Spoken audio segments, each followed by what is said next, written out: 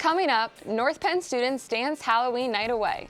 The girls' water polo team wins states for the third time in a row, and the world language clubs get together and play some soccer. But first, it's November 4th, 2016, and you're watching Mornings.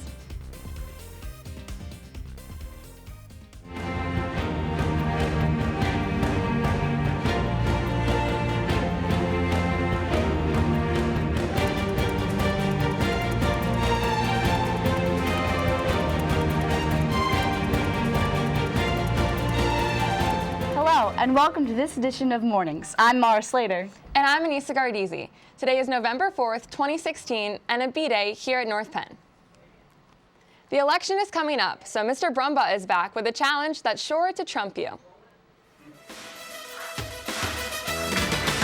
Hey, welcome to this week's Brumbaugh Challenge. In commemoration of the upcoming election, I got a question for you. Who won the presidential race with 0.2% of the popular vote and 84 electoral votes? The answer when we get back. The girls' water polo team achieves their goal of a state championship three-peat. North Penn reporter Aaron Hubner has more. And now passes it. The North Penn girls water polo team competed in the Pennsylvania State Championship this past weekend at Wilson High School. The team has been training in the mornings before and after school since August to work towards this point in the season. I thought we got better, like our skills improved as we practiced. For the fourth year in a row, the Knights qualified for the state game, and for the third consecutive year, the North Penn girls water polo team came out on top. I think that what made this so special is that we won back to back to back, so we won 3 championships in 3 consecutive years. To get to the final game Saturday night, the girls first took down Reading High School with a score of 15-4 and Villa Maria Academy with a score of 9-5. I thought it was pretty cool this year because a lot of other teams are cheering for us, especially the boys' side of our teams and all the parents. So it was really cool to see everyone supporting us. In the championship match, the Knights faced off against the home team, the Wilson Bulldogs. Having lost to this team once before, the girls knew it would be a tough game. It was exciting just saying like that we can come in and win anywhere at any time. In the end, North Penn defeated Wilson with a score of 8-5. Sophomore Claudia Tham led the scoring with 3 goals. Junior Maddie Kerper was a close second, scoring 2 goals, while Aaron Hebner, Kaylin Evans, and Caroline Gillespie each added a point. There was still a lot of North Penn pride out there at Wilson High School, so that was really cool. Congratulations to all the girls on a great season. Reporting for North Penn News, I'm Aaron Hebner. Last weekend, I had a chance to catch up with the girls' cross-country team at the District 1 AAA conference. Let's take a look. The North Penn girls' cross-country team ran in the District 1 AAA meet this past weekend. At the start, 363 girls began running for the district title. Good job, Ariana Gardizzi led the pack for North Penn, and Michaela Vlasic and Olivia Dyer followed not too far behind.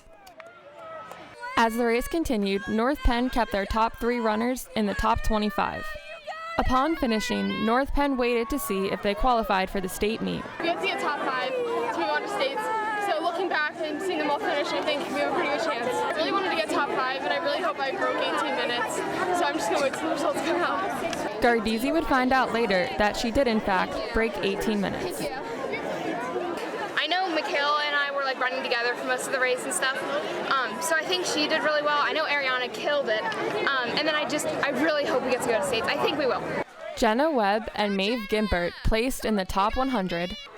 Michaela Vlasic placed 17th, Olivia Dyer placed 14th, and Ariana Gardizzi placed 4th, securing them a spot at the state meet. We were super excited when we found out we made it to states. Getting top 4 was a really big accomplishment for us and something we were really looking forward to doing. Our top 5 all PR'd, I think, so which is really good. So we did everything we could have done to qualify for states. The girls finished off the day with a picnic provided by the North Penn cross-country parents. Reporting for North Penn News, I'm Anissa Gardizzi. The language department once again held their annual World Cup soccer tournament between the various world language clubs. Each club put together their own team, and they competed for glory out on the turf field. Over 100 students came out to support the teams. It was a tense competition, but ultimately the German club reigned supreme, taking the title from last year's winners, the Latin club. This is the Brett Prestia Invitational. Brett Prestia was a former student at North Penn, and he came up with this idea for all the clubs to come together, spend an afternoon getting some exercise, and again, celebrating the world's greatest sport. It was a delightful showcase of the diverse cultural offerings here at North Penn, and a great time was had by all. This past Halloween, Smith Vocal Arts went around with groups Riff Raff and Troublemakers, spreading joy through flash mobbing. North Penn student Francis Burke was able to give us some insight about the spooky fun. Let's take a look. So a group of people dressed up in Halloween costumes, and we went trick-or-treating, and then every now and then we would stop in the streets, and we have a set of different songs that we would perform for people who were also trick-or-treating.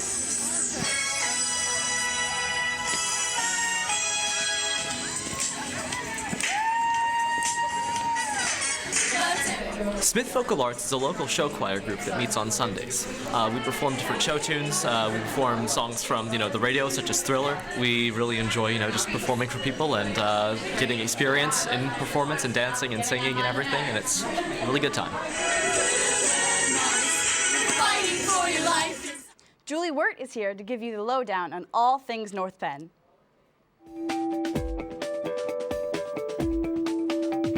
Congratulations to the North Penn sports teams for their outstanding achievements. Boys cross-country members Colin Grace and Brendan O'Toole, the North Penn soccer team, and the women's cross-country team all qualified for their respective state championships. And the North Penn Knights are still undefeated this year, and their first playoff game is tonight at Crawford Stadium. The Powder Puff practice scheduled for Saturday, November 5th, has been postponed to Saturday, November 12th. The practice will be held from 11 a.m. to 1 p.m. If you have a conflict, please let your class advisors know. Don't forget, guys, it's election season. Students will be enjoying a long weekend, giving students a chance to celebrate their country and get out to vote. So if you're 18 or older, stop by North Penn High School on Tuesday, November 8th to vote and make a difference in the upcoming election. My name's Julie Wirt, and you've been Lowdown. Now back to the desk. Next Tuesday is Election Day, so we asked students who their ideal president would be.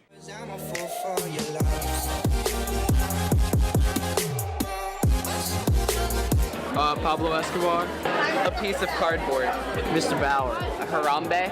Kanye West 2020! Kate Sullivan. Giant meteor. Randall Monroe. Coach Jamie Jones and Coach Jonathan Fluck as co-presidents. Alejandro Vidal. Steve Cornelius Hendrick.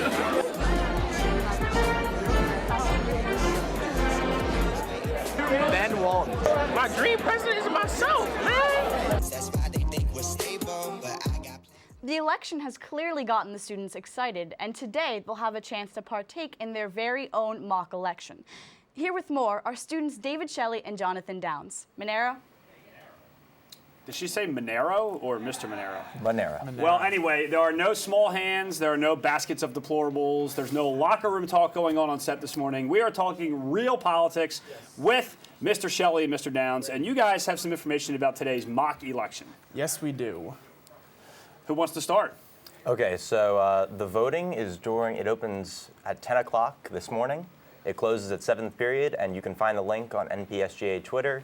And you can also, there'll be computers set up in all lunchrooms today.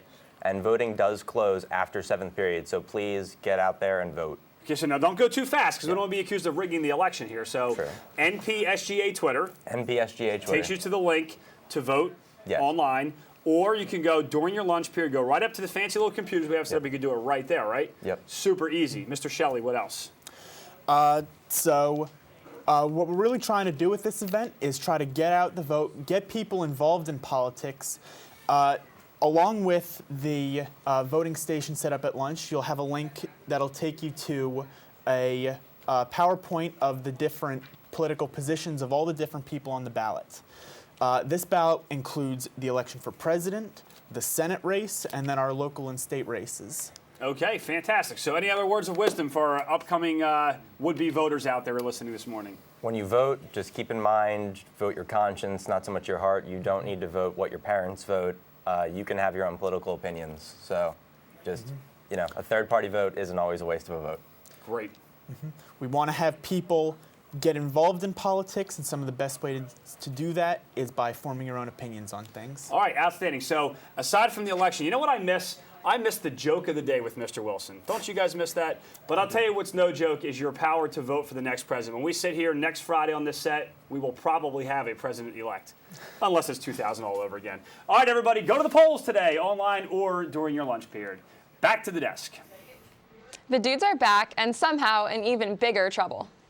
I promise you that I will never, ever, ever do anything that's stupid or that illegal or reckless ever again. What? Where are we?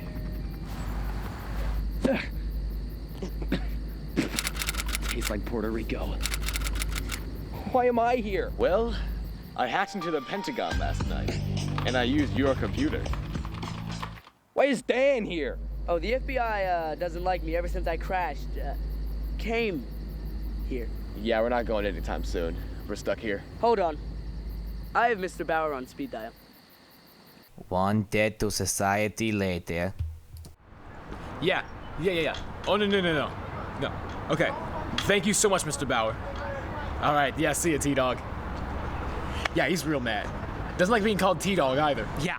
But you know what, Tom? All that matters is that we're fine. And I definitely learned my lesson. You know, being kicked out of the country really made me think. Yeah, you're right.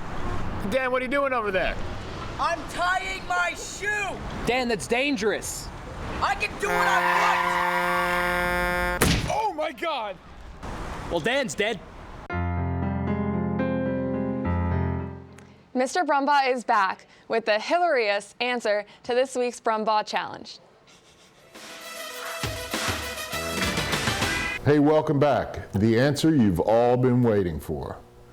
In the 1960 presidential race, John F. Kennedy defeated Richard Nixon by 0.2% in the popular vote and only 84 electoral votes. Bet you didn't know that? Now you do. Everyone go out and vote, and thanks for playing this week's Brumbaugh Challenge. The winner of this week's Brumbaugh Challenge is Mrs. Castle's homeroom in A111. That's all we have for this edition of Mornings. I'm Mara Slater. And I'm Anissa Gardizzi. Before we leave, good luck to the girls and boys cross-country runners headed to states. And come down to the boys water polo playoff game tonight at 5, and then head over to the football game right after. Lastly, we have just another reason to love North Penn.